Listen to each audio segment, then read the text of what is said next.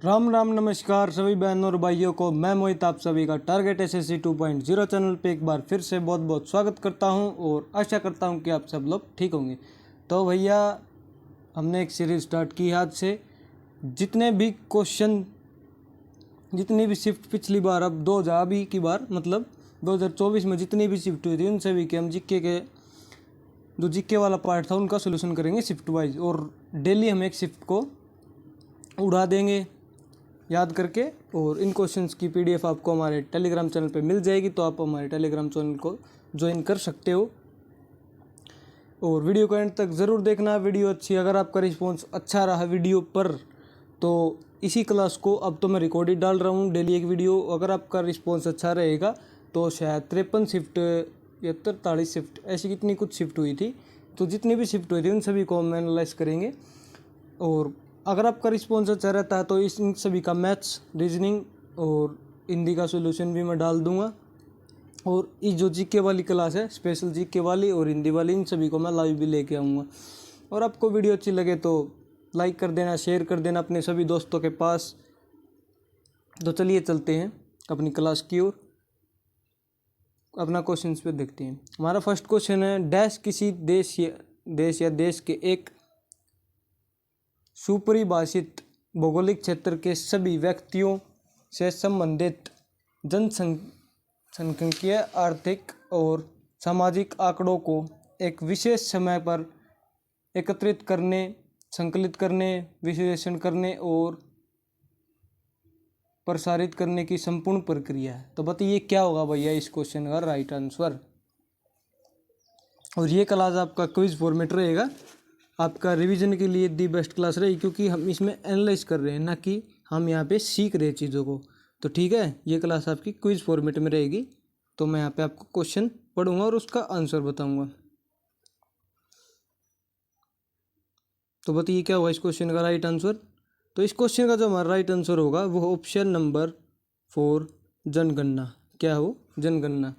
चलिए चलते हैं अपने नेक्स्ट क्वेश्चन पे। क्वेश्चन नंबर 2, डैश मुद्रा आपूर्ति की माप का सबसे साधारण रूप है। तो बताइए क्या होगा इस क्वेश्चन का राइट आंसर। इस क्वेश्चन का जो हमारा राइट आंसर होगा वो है ऑप्शन नंबर 2, M3। क्या होगा? M3। ऑप्शन नंबर 2 M3 होगा। क्या होगा? Option number 2 M3। एक सेकंड डब्बा ले लेता हूँ मैं। और एक बात और, जब भी आप इस क्लास को देखो तो वीडियो को पॉज करो। जैसे मैं कोई नेक्स्ट क्वेश्चन अब बोलूँगा, जैसे नेक्स्ट क्वेश्चन पर चलते हैं क्वेश्चन नंबर 3 पे। जब भी मैं क्वेश्चन पे आ जाऊँ तो आप वीडियो को पॉज करो। मैं 1-2 सेकंड का गैप लेता हूँ जब, तो उस वीडियो जब तब वीडियो को पॉज करो और अपने से खुद से क्वेश्चन का आंसर देने का प्रयास करो, जिससे आपकी जीके बहुत अच्छी हो जाएगी और आपको पता चलेगा एग्जाम्स में क्वेश्चन को कैसे टैकल करना है। तो चलिए चलते हैं अपने क्वेश्चन की ओर। क्वेश्चन नंबर 3, न्यायाधीश को हटाए जाने के संबंध में नीचे दिए गए कथन को पूरा कीजिए। भारतीय संविधान। तो बताइए क्या हुआ इस क्वेश्चन का राइट आंसर। इन सभी को पढ़ो। ऑप्शन नंबर ए है, यदि यह केवल उच्च न्यायालय के न्यायाधीशों को हटाने की प्रक्रिया निर्धारित करता है, भारतीय संविधान। नेक्स्ट ऑप्शन है ऑप्शन नंबर 2, न्यायाधीशों को हटाने के लिए बहुत लचीली प्रक्रिया निर्धारित करता है। ऑप्शन नंबर 3 है हमारा, न्यायाधीशों को हटाने के लिए बहुत कठिन प्रक्रिया निर्धारित करता है। ऑप्शन नंबर डी हमारा, न्यायाधीशों को हटाने के लिए कोई प्रक्रिया निर्धारित नहीं करता। तो हमारा भारतीय संविधान उनके बारे में कथन दिए हुए हैं। तो बताइए कौन सा हमारा राइट होगा। तो इस क्वेश्चन का जो हमारा राइट आंसर होगा वो है ऑप्शन नंबर सी, न्यायाधीशों को हटाने के लिए बहुत कठिन प्रक्रिया निर्धारित करता है। जो हमारा भारतीय संविधान है, ये जो हमारा भारतीय संविधान है, न्यायाधीशों को हटाने के लिए बहुत कठिन प्रक्रिया निर्धारित करता है। तो इसी के साथ चलते हैं अपने नेक्स्ट क्वेश्चन की ओर। क्वेश्चन नंबर 4, जब मेंडलीफ ने अपना कार्य आरंभ किया उस समय कितने तत्व ज्ञात थे। तो बताइए क्या हुआ इस क्वेश्चन का राइट आंसर। ये आपका साइंस का क्वेश्चन है। तो बताइए क्या हुआ इस क्वेश्चन का राइट आंसर। इस क्वेश्चन का जो हमारा राइट आंसर होगा वो है ऑप्शन नंबर ए, 63। तो चलिए चलते अपने नेक्स्ट क्वेश्चन की ओर। मई 2023 में किस राज्य के मुख्यमंत्री को भयमुक्त राज्य बनाने के लिए भारत रत्न अवार्ड अंबेडकर पुरस्कार से सम्मानित किया गया। तो बताइए कौन है वो, किस राज्य के हैं, तो बताओ जल्दी जल्दी। ये करंट अफेयर का क्वेश्चन है और आप इसको स्ट्रेटेजिक के से भी रिलेट कर सकते हैं, वैसे तो करंट अफेयर का यही है। तो बताइए क्या हुआ इस क्वेश्चन का राइट आंसर। अभी ज़्यादा पुरानी करंट अफेयर नहीं हुए है, 2023 का ही है। तो इस क्वेश्चन का जो हमारा राइट आंसर होगा वो option number D, Uttar Pradesh के मुख्यमंत्री योगी जी को अंबेडकर पुरस्कार से सम्मानित किया गया। तो चलिए चलते हैं अपने नेक्स्ट क्वेश्चन की ओर।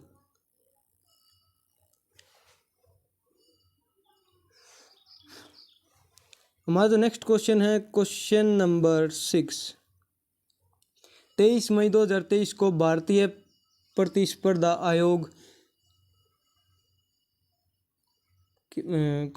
CCI में अध्यक्ष के रूप में किसने पद संभाला। तो बताइए क्या हुआ इस क्वेश्चन का राइट आंसर। तो इस क्वेश्चन का जो हमारा राइट आंसर होगा वो option number A, Ravneet Kaur. किसने संभाला, रवनीत कौर ने। ये भी करंट अफेयर का क्वेश्चन है। आप यहाँ से ये भी अंदाज़ा लगा सकते हो किस पार्ट से, मतलब किस सेक्शन से हमारे कितने क्वेश्चन है। जैसे करंट अफेयर से भी 2 क्वेश्चन आ चुके हैं और भी थे, स्ट्रेटेजी का पार्ट था अभी तक। तो चलिए चलते हैं अपने नेक्स्ट क्वेश्चन की ओर। Question number 7। निम्नलिखित में से कौन सी भारतीय संगीतकार सर्वोच्च नागरिक सम्मान भारत रत्न प्राप्त करने वाली पहली गायक गायिका है। तो बताइए क्या हुआ इस क्वेश्चन का राइट आंसर। ये आपका स्ट्रेटेजी का क्वेश्चन है। तो बताइए क्या हुआ इस क्वेश्चन का राइट आंसर। इस क्वेश्चन का जो हमारा राइट आंसर होगा वो ऑप्शन नंबर 3, MM सुब्बलक्ष्मी। कौन है वो, MM Subbulakshmi. M S Subbulakshmi बहुत ज़्यादा इंपॉर्टेंट। तो आप इसके सारे फैक्ट आप याद कर लेना, कई बार देखने को मिलता है ये क्वेश्चन, इनके ऊपर ज़्यादातर इनके ऊपर ही देखने को मिलता है। और जाकिर हुसैन जो ऑप्शन में दिए हुए सभी इंपॉर्टेंट नाम थे। ऑप्शन नंबर 4 में ये रहा जो पिछले क्वेश्चन में। और हमारा क्वेश्चन नंबर नेक्स्ट है क्वेश्चन नंबर 8। सत्य शोधक समाज के संस्थापक कौन है। तो बताइए भाई क्या होगा इस क्वेश्चन का राइट आंसर। इस क्वेश्चन का जो हमारा राइट आंसर होगा वो ऑप्शन नंबर सी, क्या होगा, ज्योतिराव फुल्ले। कौन है, ज्योतिराव फुल्ले।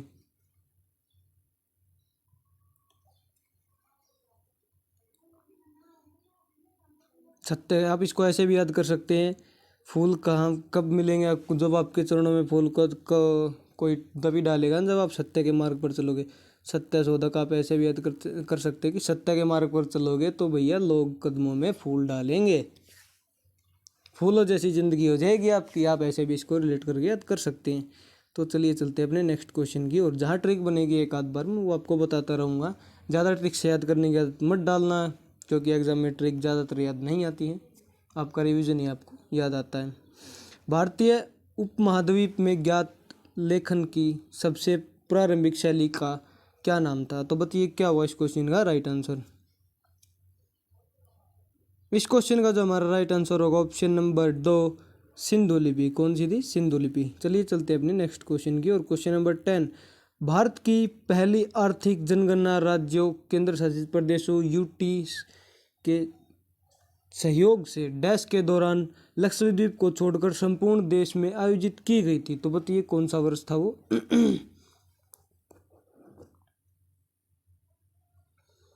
तो इस क्वेश्चन का जो हमारा राइट आंसर होगा ऑप्शन नंबर 2, 1977 में। कब हुई थी, 1977 में। चलिए चलते अपने नेक्स्ट क्वेश्चन की। और क्वेश्चन नंबर 11।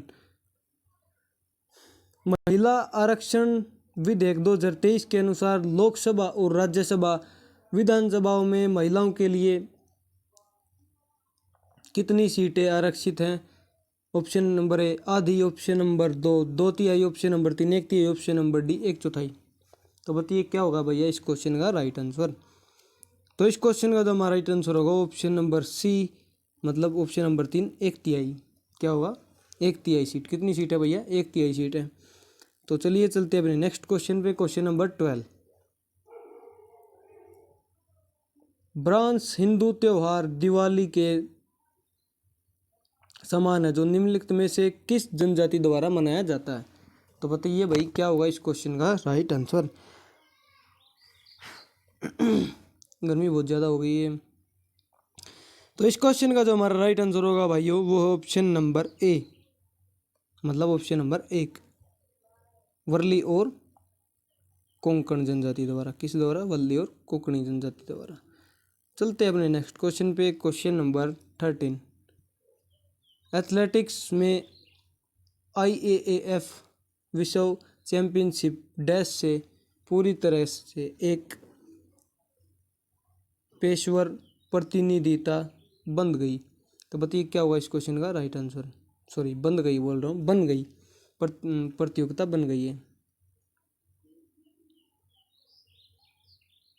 तो बताओ कौन से सन से बन गई है। तो इस क्वेश्चन का जो हमारा राइट आंसर होगा ऑप्शन नंबर ए 1997 से। कब से? 1997 से। ऑप्शन नंबर ए हमारा राइट हो जाएगा। क्वेश्चन पे क्वेश्चन नंबर 14, रंगास्वामी कप का संबंध डैश खेल से। तो बताइए क्या होगा इस क्वेश्चन का राइट आंसर। इस क्वेश्चन का जो हमारा राइट आंसर होगा वो ऑप्शन नंबर ए, हॉकी से। किससे? हॉकी से। पंडित बिरजू महाराज एक भारतीय नर्तक, संगीतकार, गायक और भारत के कथक नृत्य के डैश काल का बिंदादीन घराने के प्रतिपादक हैं। तो बताइए क्या हुआ इस क्वेश्चन का राइट आंसर। किस घराने से? पंडित बिरजू महाराज। तो इस क्वेश्चन का जो हमारा राइट आंसर होगा ऑप्शन नंबर 2, लखनऊ घराना। कहाँ से? लखनऊ घराने से। चलिए चलते अपने नेक्स्ट क्वेश्चन पे। क्वेश्चन नंबर 16, भारतीय संविधान के भाग 4A के अनुसार यदि माता पिता का संरक्षक हैं, माता पिता या संरक्षक है डैश वर्ष तक की आयु वाले अपने यथास्थी बालक या प्रतिपाल्य के लिए शिक्षा का अवसर प्रदान करें। तो बताइए किस उम्र से किस उम्र तक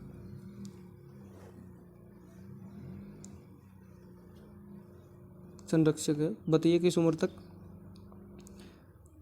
तो इस क्वेश्चन का जो हमारा राइट आंसर होगा ऑप्शन नंबर 4, 6 से 14 वर्ष तक। तो चलिए चलते अपने नेक्स्ट क्वेश्चन पे। क्वेश्चन नंबर 17, किस भारतीय नृत्य कलाकार ने 2018 में उड़ीसी नृत्य के लिए संगीत नाटक अकादमी पुरस्कार जीता। तो बताइए क्या हुआ इस क्वेश्चन का राइट आंसर।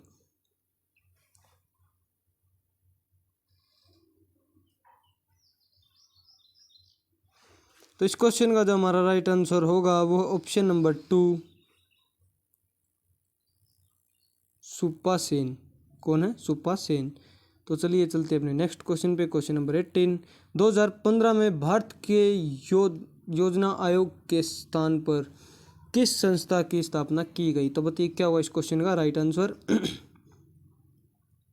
इस क्वेश्चन का जो हमारा राइट आंसर होगा ऑप्शन नंबर सी, मतलब ऑप्शन नंबर 3, नीति आयोग। क्या होगा? NITI Aayog. Question number 19, open network for digital commerce, open network for digital commerce ONDC dash की एक पहल है। तो बताइए क्या हुआ इस क्वेश्चन का राइट आंसर। तो इस क्वेश्चन का मेरे प्यारे भाइयों जो राइट आंसर होगा वो ऑप्शन नंबर 1, जैसा मैंने आपको बताया था कि ये क्लास केवल और केवल आपके रिवीजन के लिए है मेरे भाई। तो इस क्लास को सीखने के लिए कोई बच्चा ना देखे, जो बात हमें पहले ही बता देता हूँ। तो भैया ऐसा है कि वीडियो का एंड तक ज़रूर देखा करो, और जिससे आपको कई जो बातें हैं वो वीडियो के लास्ट तक याद आती हैं। तो वीडियो को जो भी बच्चा पहले अगर लास्ट तक देखता है तो वो आगे देखे तो वो लास्ट तक ही देखे, क्योंकि भैया कई बार ऐसा होता है कि जो बात है वो कई बार लास्ट में याद आती है, बतानी कोई इंपॉर्टेंट इन्फॉर्मेशन है। लेकिन मैंने अब की बार पहले भी बता दिया कि कोई बच्चा ऐसा ना देखे भैया जिसको सिलेबस कवर करना हो। ये क्लास को वही देखे जिसको केवल और केवल ये देखना हो कि पीछे वाला पेपर जो थे उसमें हमारी जीके कैसी आई थी, किस तरह से क्वेश्चन पूछे जा रहे थे। तो वो बच्चा इस क्लास को देख सकता है। और रिवीजन के तौर पे भी जैसे किसी को भाई प्रैक्टिस करनी हो जीके की, तो मतलब किसी ने यार सिलेबस कवर कर लिया हो तो वो अपना सिलेबस कवर करने के बाद प्रैक्टिस के लिए बच्चे टेक्स्ट बुक से ये सब्सक्रिप्शन लेते हैं और वगैरह वगैरह। तो इस जीके में मैंने कुछ ज़्यादा डिटेल में बताया नहीं, तो आप सीधा है कि मैंने क्वेश्चन पढ़ा और आपसे उस ऑप्शन पूछा तो आप कमेंट में उसका आंसर टाइप करके भेज सकते हो। आपने से जैसे नहीं भी भेजो यार तो मतलब पॉज करो, फिर वीडियो को देखो, पढ़ो क्वेश्चन को और अपने से आंसर देने की प्रयास करो। अगर आपका गलत होगा तो ठीक है, नहीं होगा तो ठीक, तो मैं बता ही दूंगा ये भैया ये ठीक है इसका, तो ऐसे करो भैया तो सिलेक्शन ज़रूर होगा।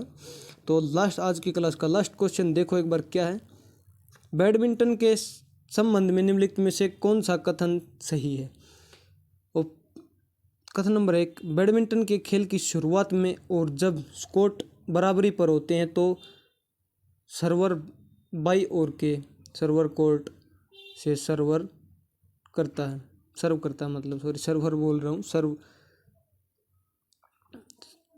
सर्विस करता है। तो वो जो हमारा कथन नंबर 2 हो, सर्वर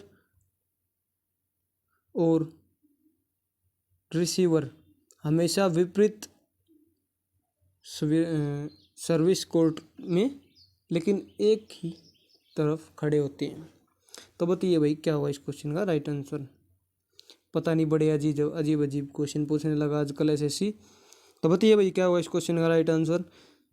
इस क्वेश्चन का जो हमारा राइट आंसर होगा ऑप्शन नंबर डी, ना तो ए और ना ही बी। कहने का मतलब ना ये ठीक है बात, ना ये बात ठीक है। देखा, लगभग इन क्वेश्चन का यही होता है। ये अगर आपके पास ऐसा कोई क्वेश्चन आ जाए तो 75% चांस होते हैं कि या तो आपका ए और बी दोनों ठीक मिलते हैं या इनमें से कोई नहीं। ये दो ही पॉसिबिलिटी ज़्यादा होती हैं, ये दो ही पॉसिबिलिटी ज़्यादा होती है। 75% चांस है इनके, इन पॉसिबिलिटी के। तो भैया जैसा भी हो, अब आज की क्लास हो गई हमारी समाप्त। तो मिलते हैं अपनी नेक्स्ट वीडियो में, तब तक के लिए जय हिंद जय भारत। और इन सभी की PDF आपको हमारे टेलीग्राम चैनल पे मिल जाएगी और कंबाइंड PDF मैं डाल दूंगा हमारे टेलीग्राम चैनल पर, तो आप वहाँ से भी जाके देख सकते हैं। तो मिलते हैं अपनी नेक्स्ट वीडियो में, तब तक के लिए जय हिंद जय भारत। तो वीडियो कैसी लगी कमेंट में ज़रूर बताना मेरे भाइयों। तो मिलते हैं अपनी नेक्स्ट वीडियो में।